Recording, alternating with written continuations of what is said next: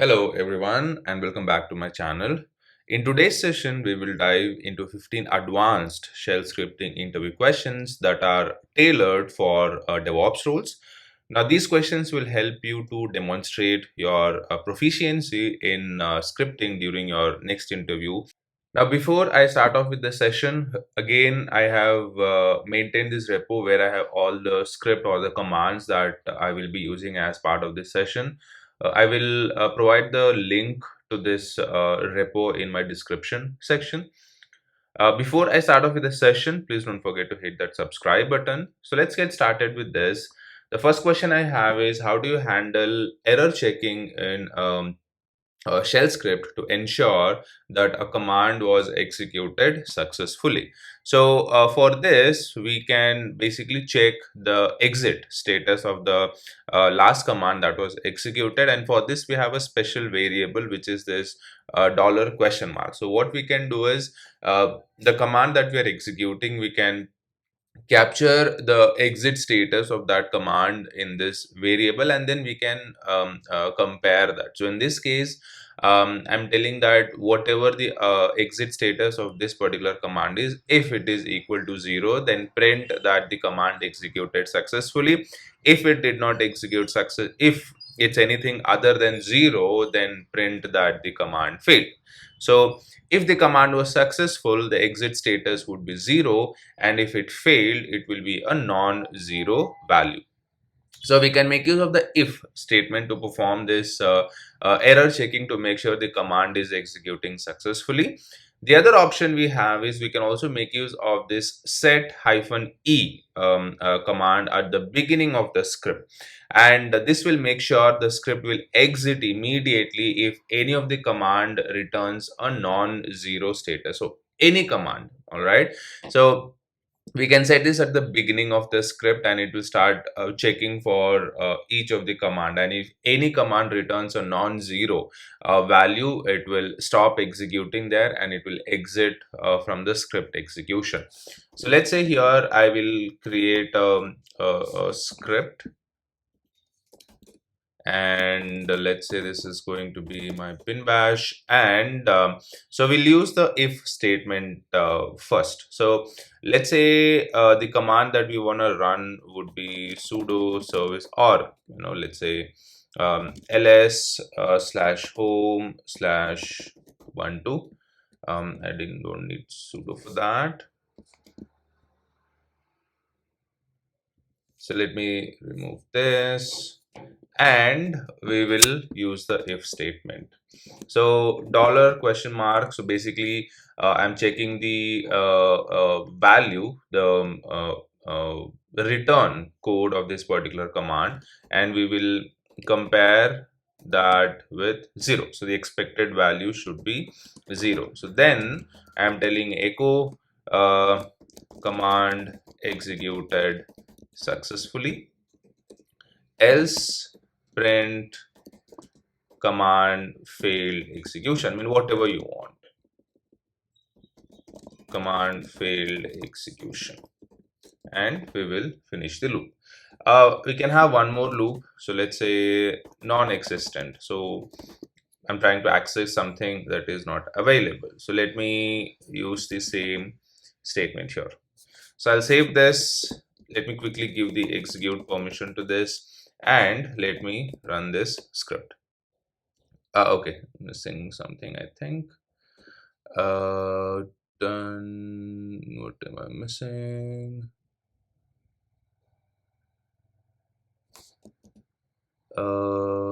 Syntax error. Okay, so it should be, I see the problem. So this is used for the for loop, so this should be fi, which is to end the if statement.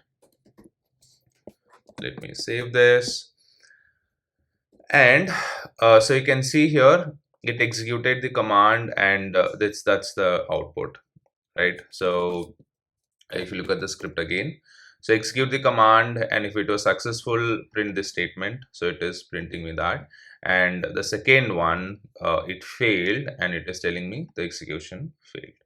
Okay, so that's your if statement. Likewise, we can make use of the set -e, and we can use this to check any command. any command in the script, if it returns a non-zero value, we are telling it to stop the execution uh, and exit from the script. The next question we have is, how do you handle and trap signals in a shell script? So for this, we can make use of the trap command in the shell scripting, and this will allow us to specify any commands that should be executed when the script receives a specific signal. So whenever you want to capture signals, and then based on those signals you want to execute your commands, we can make use of the trap command for that. So in this case, I'm using the trap, and this is what I'm printing, and I'm triggering a function, and then based on which signal. So here SIGINT, which is your control C, and then SIGTERM. Okay, so termination. So if I receive either of these signals, I'm trapping those signals, and then I'm executing this. Okay, so the function here, this is what we have written. So cleanup function, so performing some cleanup tasks, and it will print this. So running script plus control plus C to test your signal trapping. Okay, so whenever this signal, control plus C signal, is received, shell scripting will trap that, and it will trigger this particular function for us, and it will execute it. All right.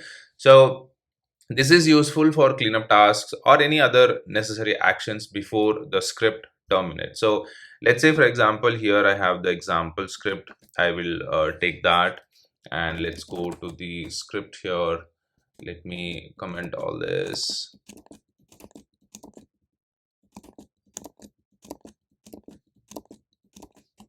And I'll add the script here. So I'll save this, and let me execute this. So you can see here, running script, press control plus C to test signal trapping. So now it is waiting for the signal. So the signal here would be control plus C. All right.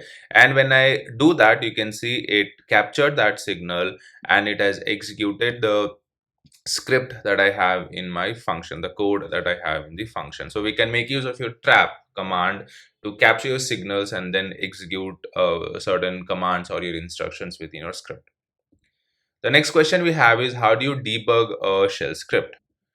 So for this, we can enable the debugging of your output by making use of your set -x, and disable it using the set +x. So whenever you want to enable a debugging of your script, either a part or everything, you can you can specify when you want to start the debugging by using this set -x, and then set +x to specify when you want to end the debugging. So any instructions or commands that you have between them will be in the debugging mode, and the script will basically show you what exactly is happening with those instructions. So this will print each command and its argument as they are executed, and this will help you to trace the script's execution. So at any point your script is failing and you're not sure what is happening, what is the flow, you can make use of this to capture. We can also make use of the debugging, so we can debug the entire script by making use of this particular command. So this is to debug on the specific content of the script. Obviously you can use this to debug the entire script, but also particular specific lines. But if you know debug the entire script irrespective of the instructions, then we can simply run this particular command. So here let's try that. Let me delete this and let me create another one. And so bin bash, so we'll use set -x, and then the instructions that you wanna execute. So let's say sudo service docker status, and then I wanna end my debugging over here. Okay, you can specify that. So when I execute this, so let me give the execute permission to this. So it will execute each of the instruction, and it will also print the output of the instruction for us. So this was the first command that got executed. Here's the output. This is the second command, and here is the output. And we can also make use of this to debug the entire script. So this is also essentially the same, but by default, this will debug the entire script for us. The next question we have is, how do you use arrays in shell scripting? So arrays in shell scripting, they mainly allow us to store multiple values in a single variable. So like here, for example, this is my variable name, and within this single variable, I'm storing multiple data, multiple values. So that's where we can make use of your variables. Now we can define an array. So here we are defining our array. That's the array name, and that's the data that you have inside the array. And then we can access these individual elements, or we can also do a loop and we can iterate over these elements. So in this case, if you see, if you want to access particular element, you will need to give the position. All right, so array always starts with position 0. So here my array of 0 will print element 1, this will be position 1, and this will be position 2. If you want to print all the elements, we can use the ampersand symbol.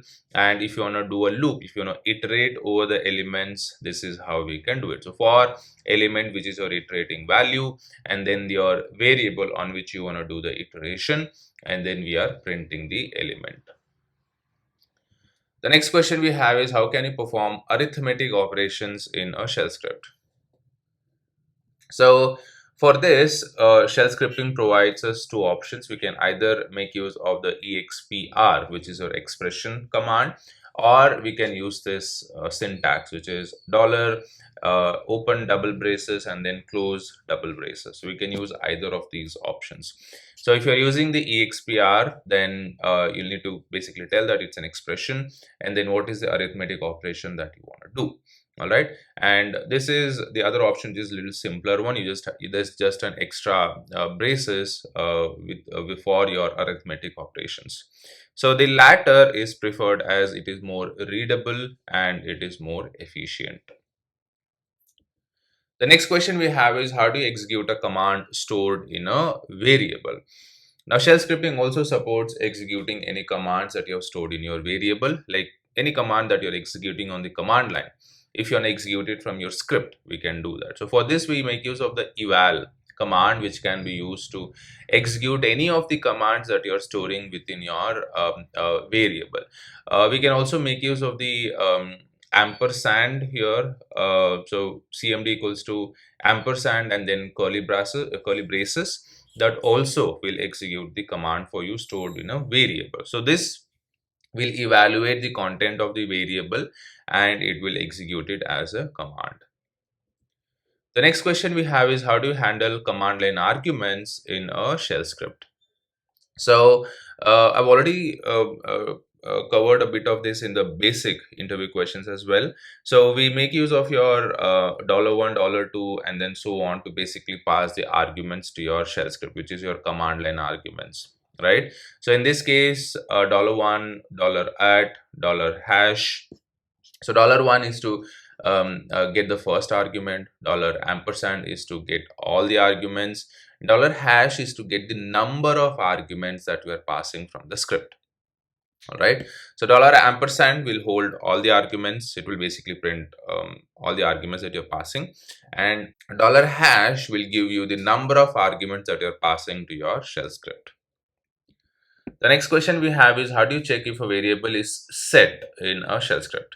So basically you want to validate whether a variable has been set or not, like you're handling it before it fails or telling that a variable is not declared.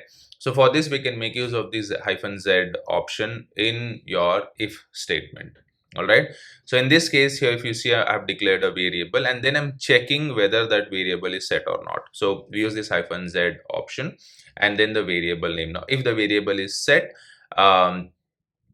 if it is not set, it will print this particular value. If it is set, it will return this particular statement for us. So we can make use of your -z option. So the -z option returns true if the variable is empty or unset. So if this will return true. If it is true, it will execute this statement, and if this is false, it will return this statement. So if it is not set, execute this one. If it is set, execute this one. So this can be useful to make sure the variables are declared and we are kind of handling it so that the script does not fail because the variable is not set. The next question we have is, how do you read a file line by line in a shell script? So for this, we can make use of the while loop to read any of your files line by line. And along with this, we'll also be using the IFS, which is your internal field separator, which can be used to basically handle your white space properly. So let's say in your file you have white spaces, you want to handle that. We make use of your IFS for that. So we make use of your while loop. So here, while IFS equals to, that's your white space, and we are telling it to read line by line, and then we want to print each of the line one after the other, and this will be the file which we are reading. All right, so what this will do is it will start reading this file, and it will start printing each of the line one after the other. So it's more like, we are doing a loop. We are going through each of the line, we are reading it, and then we are printing it. The next question we have is, how do you handle file locking in a shell script?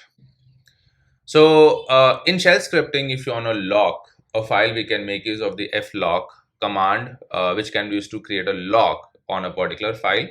And why do we do locking? Now we can use this to ensure that only one instance of your script or only one command is accessing the file at any given time. So we can use this to avoid any deadlocks or any timing issues with a particular file when multiple processes or multiple scripts are trying to use the file at the same time. That's where we can make use of your locking mechanism. So here we make use of the exec command, and then this is a file descriptor that we are assigning to this file. So let's say I want to lock this particular file. Now once you have assigned this file descriptor, we're using the flock command to obtain a lock on this particular file descriptor. If the lock was successful, it will print this statement, or rather, it will not do anything, it will just lock the file. If not, if it fails to get a lock on the file, it will exit immediately. So this is the OR statement. And then if you want, you can have some code written over here, and it is simply printing this particular line for us. So this is basically how we can obtain lock on a file and make sure only one command or only one script is using that file at a time. The next question we have is, how do you compress and decompress files in a shell script? So there are many techniques and many algorithms that are available which can be used to compress and decompress your files. Commonly used are your tar and gzip, which can be used to compress your files and decompress your files. So here I'm using the tar command to create a archive. So C is for your create, Z is your archive type, and then F would be your file name.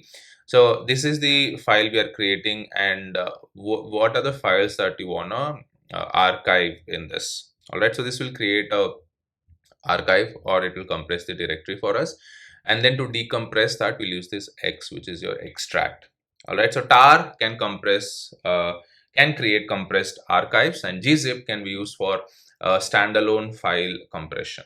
So tar is something very commonly used when we talk about compressing files in Linux servers. The next question we have is, how do you manage background processes in a shell script? So see, when we talk about your processes in Linux, we have foreground processes and background processes. So background process is something that is running in the background. So by default, your processes, when we execute them, they do not run in the background. So if you want to run any process in the background, we can make use of this ampersand to basically run that particular command or the process in the background. For example, here if you see ls-l and then ampersand symbol, so what this will do is this will run this command in the background and not in the foreground. So likewise here also, the other command, you can say I'm using this ampersand. So whenever we want to run a command in the background, we make use of the ampersand. And then to manage these background processes, we can make use of your wait command to wait for all the background processes to finish, or we can use this wait process ID to wait for a specific process. So wait, which is used to wait for all the processes to finish processing, or if you want to process wait for a particular process, you can get the process ID. So in this case, you can say I'm declaring a variable, and so basically I'm getting a process ID of this, by using this dollar exclamation mark, and then I'm storing it in this PID1. And then I'm waiting for that process to complete. And once it completes, we are printing this particular statement. The next question we have is, how do you create a temporary file in a shell script?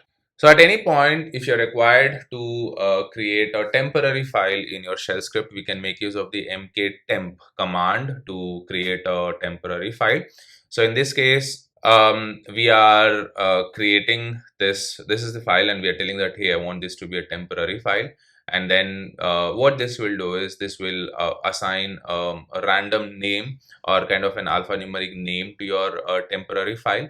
And then we are adding some data to that temporary file, that the variable, and then if you want, you can clean up that.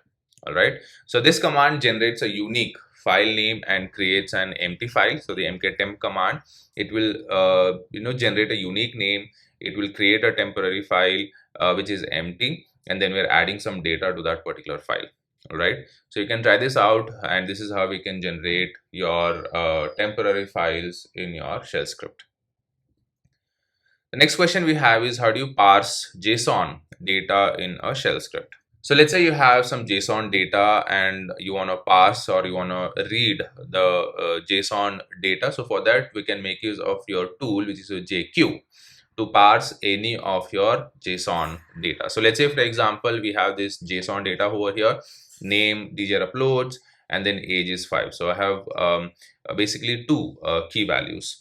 Now I want to read this, so we make use of your JQ, and then we are calling the key, which key you want to read. So echo $JSON, and I want the name. Again, echo $JSON, I want the age, and then we are printing that over here. So we make use of your JQ to parse your JSON data. So JQ allows you to extract specific fields from the JSON data, and then you can use it in your subsequent instructions within the script. The next question we have is, how do you perform string manipulation in a shell script? So for this, we can make use of your parameter expansion, which can be used for various string manipulations, such as substring extractions, or replacement of your strings, or calculating the length of your strings. All those things can be done. So here we have this variable, and we have stored hello world, and then we are getting a substring of that variable. So str, which is our variable, and then this is my starting position. So this is each of these letters is a position. So h would be your 0, and then 1 2 3 4 5 6, and then 7. So we are telling it to start from position 7 and print everything. The second command, we are telling it to start at 7 and then get me the next 5 letters. All right, so it will print world. This is for replacing, so string which the old text and the new text that you want to replace, and this is to get the length of your string. So we can do your string manipulation, we can get the data from your strings based on your requirement. And that brings us to the end of our 15 advanced shell scripting interview questions. I hope you found these advanced shell scripting questions and answers helpful. Preparing for an interview can be daunting, but with these questions, you'll be ready to showcase your DevOps skills. Don't forget to like, comment, and subscribe to the channel for more tech content. Thank you for watching. I will see you in the next video.